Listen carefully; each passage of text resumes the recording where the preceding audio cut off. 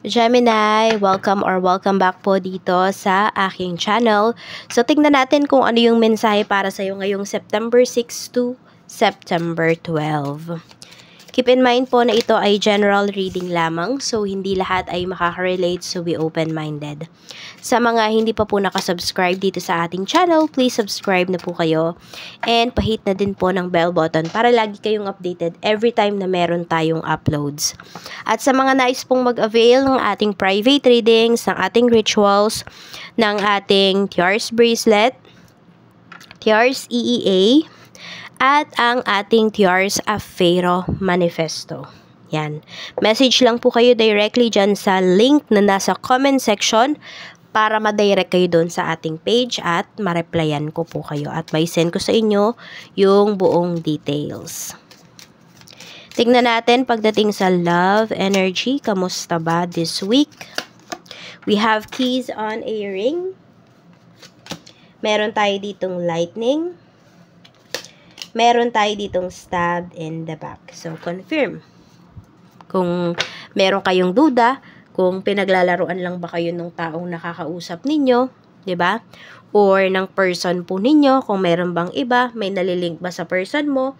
May ibang taong involved ba sa person mo? Yes po, meron. And, ma-discover nyo po yan.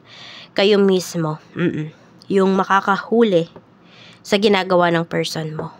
Whether chat man yan, personal, yan po. Meron dito. No? Oo. May marireveal talaga sa'yo this week. So, prepare yourself. Prepare yourself, your mind, your heart. May panloloko kasi talaga.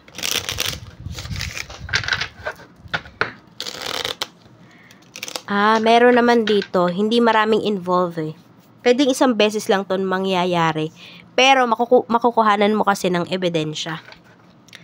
Ayan o, meron kasi dito one night stand. May naka one night stand yung person mo, tipong ganyan. Pero makikita mo kasi yung evidence. Kaya pwedeng pag-awayan nyo yan. Pwedeng makapag-decide ka dito kung aalis ka na ba dito sa relationship ninyo, ganyan.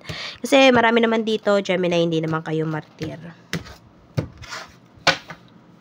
It doesn't matter ha kung ano yung gender mo or gender ng person mo.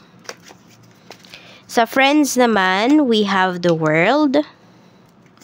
We have 7 of Pentacles. So, meron kang friend na nasa malayo, ganyan, or nasa ibang bansa. Pwedeng, nag-iipon pa lang siya para makauwi. Yan. Parang gusto niya nang umuwi pala. May friend ka na ganyan. No, either nagtatrabaho or I don't know kung nag-settle down na siya dyan sa ibang bansa or sa ibang lugar.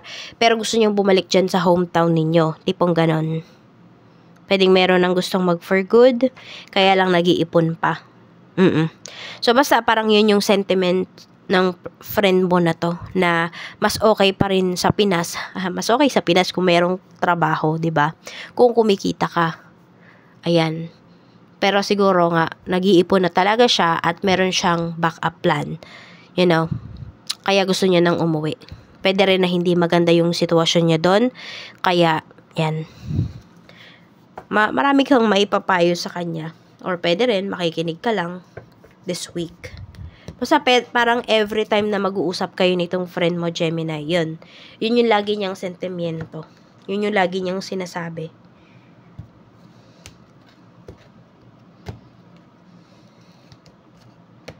Check natin sa family. 4 of Cups. Queen of Pentacles. And we have the Empress. Pwedeng may hindi nagpapansinan dito sa bahay. Pwedeng kayo to ng mother mo or ng sister mo. May nafe-feel din ako na naa-out of place. So, pwedeng yan yung nafe-feel mo, Gemini, na out of place ka. Kaya kung meron mang salo-salo sa family, sa bahay, pwedeng yung iba sa inyo nagpapanggap kayong busy. Ganon.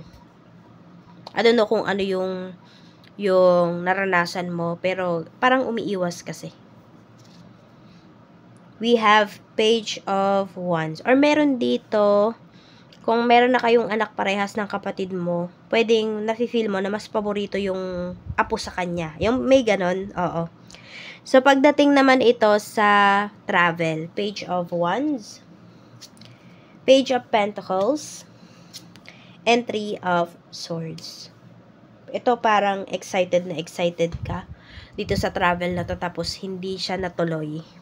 Yun yung pinapakita na energy dito sa pag-travel. Merong hindi matutuloy ngayong week na to. So, alam mo yung ready ka na, tapos hindi pala, postpone pala siya. So, depende siguro yan sa panahon. Kaya pwede siyang ma-cancel or ma-delay. Sa health naman, kamusta? We have strength energy here. Meron tayo ditong the Hierophant. Madalas sasakit yung ulo nyo this week. We have Knight of Cups.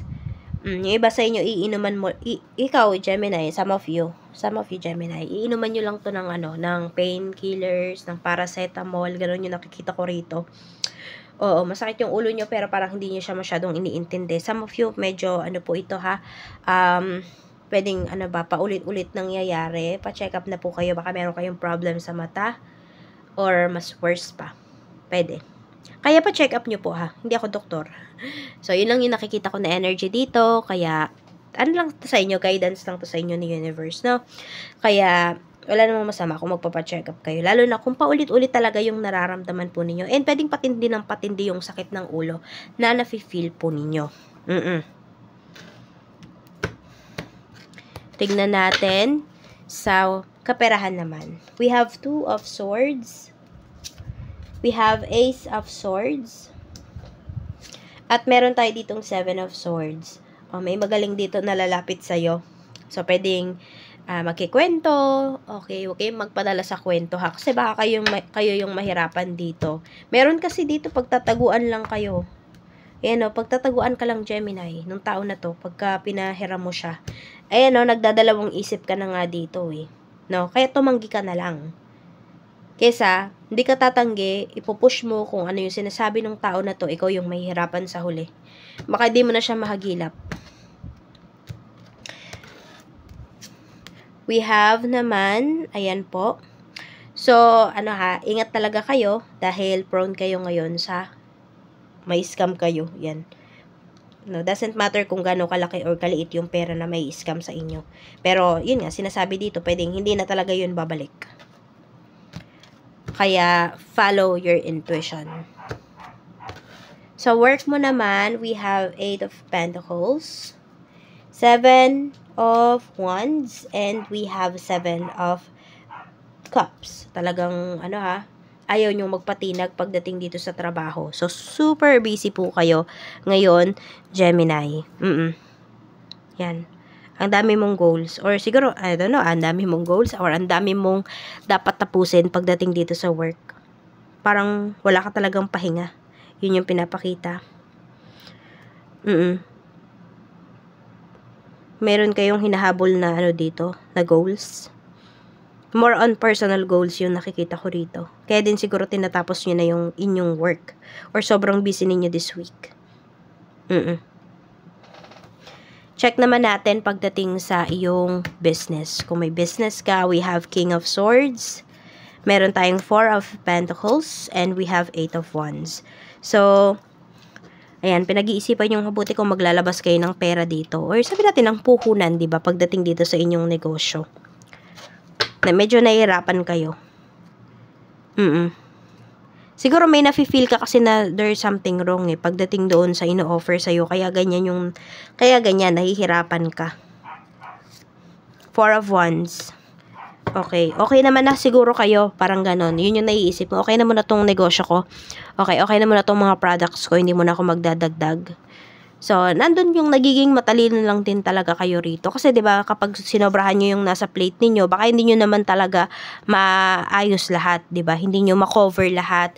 Hindi nyo mapagtuunan ng pansin yung kada products na yan. Kaya, ito, hinay-hinay lang din muna talaga kayo. Siguro pinag-aaralan mo pa nga talaga or dapat mo talaga siyang pag-aralan muna bago ka umuo dito. So, nakikita ko naman di ka naman nagmamadali. Kasi maganda naman yung lagay ng business mo ngayon eh. Ngayong week na to. So, ayan lang po. Maraming salamat. Mag-iingat ka and more blessings to come.